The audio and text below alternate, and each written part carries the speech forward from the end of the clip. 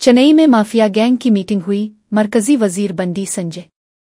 हदबंदी की मीटिंग का मकसद डीएमके के करोड़ के शराब स्काम और करप्शन से तवज्जो हटाना है, जो असेंबली इंतखाबात से कब्ल किया जा रहा है।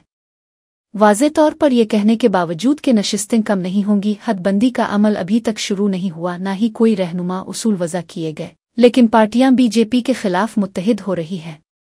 कांग्रेस और बीआरएस एक हैं और ये मीटिंग इसका सबूत है। ఇప్పుడు ఆలు లేదు సొల్లు లేదు కొడుకుపోయిన సోమలింగం అని ఒక దండుడు ఉండే ఇలా పరిస్థితికి ఉన్నది. దొంగలు కలిసి ఊరు పంచుకునే ప్రయత్నం చేస్తున్నారు వీళ్ళు. ఆడ కలిసి అంత దొంగల ముఠానే, అంత మాఫియా ముఠానే. లిక్కర్ స్కామ్ ముఠా ఒకటి ఉన్నది, ల్యాండ్ స్కామ్ ముఠా ఉన్నది. ఇవాళ మొదటి నుంచి చెప్తున్న బీఆర్ఎస్ కాంగ్రెస్ ఒకటే. బీఆర్ఎస్ పార్టీ కేసుల నుంచి తప్పించుకోవడానికి కాంగ్రెస్ పార్టీకి సహకరిస్తున్నది. ఇద్దరు కలిసి పనిచేస్తున్నారు. ఢిల్లీలో కలిసి ఉంటారు, గల్లీలో కొట్లాడతారు. ఇవాళ డీఎంకే పెట్టిన మీటింగ్ ఇద్దరు వేరు, ఇద్దరు అనుకోవడం వేరు.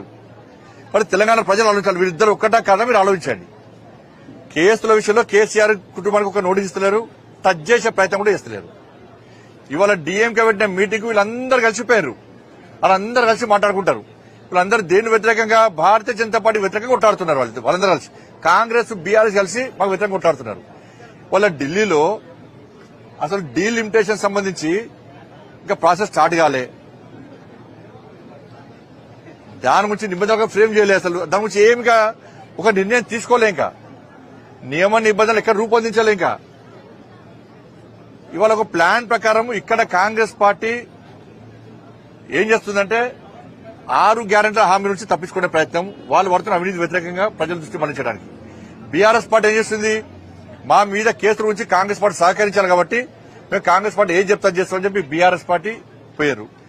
తమిళనాడులో డీఎంకే 1000 కోట్ల లిక్కర్ స్కామ్, 1000 కోట్ల లిక్కర్ స్కామ్ అక్కడ తమిళనాడులో డీఎంకే పాల్పడేది లిక్కర్ స్కామ్ కు.